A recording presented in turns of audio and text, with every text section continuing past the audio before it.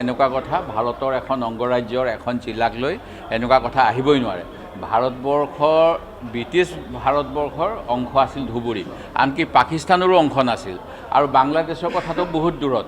তাতে আমাৰ কিমান স্বনামধন্য অসমীয়াৰ জন্ম হৈছে, ৰমণী মোহন দত্ত চৌধুৰী, প্ৰমথেশ বৰুৱা, আমাৰ হস্তিকন্যা আৰু কত মানুহৰ তাতে যোগদান আছে।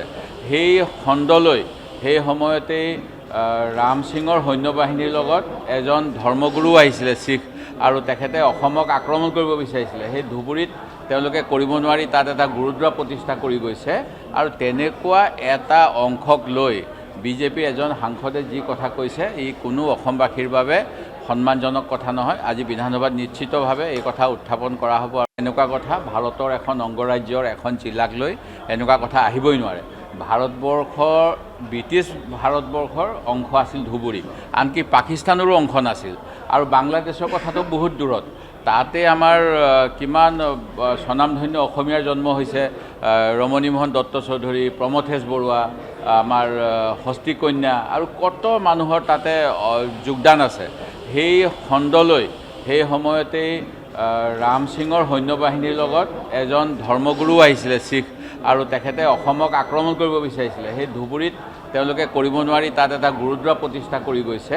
আৰু তেনেকুৱা এটা অংশক লৈ বিজেপিৰ এজন সাংসদে যি কথা কৈছে, ই কোনো অসমবাসীৰ বাবে সন্মানজনক কথা নহয়। আজি বিধানসভাত নিশ্চিতভাৱে এই কথা উত্থাপন কৰা হ'ব। এনেকুৱা কথা ভাৰতৰ এখন অংগৰাজ্যৰ এখন জিলাক লৈ এনেকুৱা কথা আহিবই নোৱাৰে। ভাৰতবৰ্ষৰ ব্ৰিটিছ ভাৰতবৰ্ষৰ অংশ আছিল ধুবুৰী, আনকি পাকিস্তানৰো অংশ নাছিল। আৰু বাংলাদেশৰ কথাটো বহুত দূৰত। তাতে আমাৰ কিমান স্বনামধন্য অসমীয়াৰ জন্ম হৈছে, ৰমণী মোহন দত্ত চৌধুৰী, প্ৰমথেশ বৰুৱা, আমাৰ হস্তিকন্যা আৰু কত মানুহৰ তাতে যোগদান আছে। সেই খণ্ডলৈ সেই সময়তেই ৰাম সিঙৰ সৈন্যবাহিনীৰ লগত এজন ধৰ্মগুৰু আহিছিলে শিখ, আৰু তেখেতে অসমক আক্ৰমণ কৰিব বিচাৰিছিলে। সেই ধুবুৰীত তেওঁলোকে কৰিব নোৱাৰি তাত এটা গুৰুদ্বাৰা প্ৰতিষ্ঠা কৰি গৈছে। আৰু তেনেকুৱা এটা অংশক লৈ বিজেপিৰ এজন সাংসদে যি কথা কৈছে, ই কোনো অসমবাসীৰ বাবে সন্মানজনক কথা নহয়। আজি বিধানসভাত নিশ্চিতভাৱে এই কথা উত্থাপন কৰা হ'ব। এনেকুৱা কথা ভাৰতৰ এখন অংগৰাজ্যৰ এখন জিলাক লৈ এনেকুৱা কথা আহিবই নোৱাৰে। ভাৰতবৰ্ষৰ ব্ৰিটিছ ভাৰতবৰ্ষৰ অংশ আছিল ধুবুৰী, আনকি পাকিস্তানৰো অংশ নাছিল। আৰু বাংলাদেশৰ কথাটো বহুত দূৰত।